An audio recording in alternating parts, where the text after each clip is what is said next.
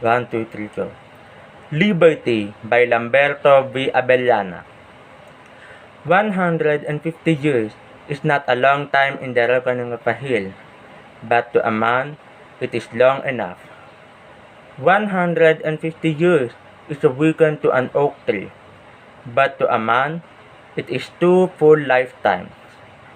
150 years is a twinkle to a star, but to a man it is time enough to teach 2 generations the meaning of liberty, how to use it, how to guard it, when to fight for it, and if needed, to die for it.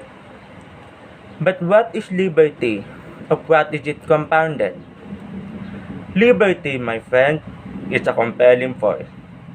It is the noble strength that rang a huge bell and cracked it in the year 1776.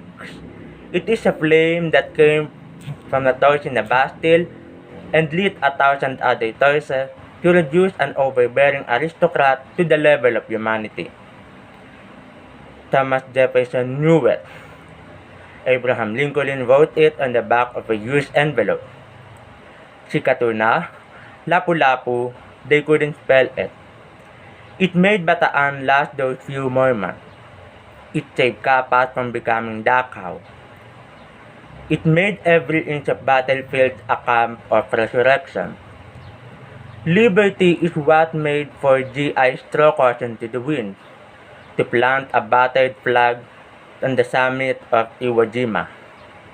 It is the lightness of the heart found in every soldier in every battlefield.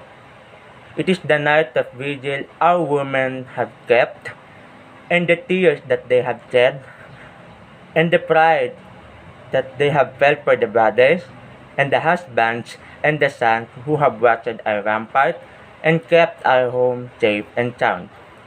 It is life itself. It is not one war widow or one orphan. It is not a half-said prayer or a half-sung hymn. It is all this, and blood, and tears, and sweat. It is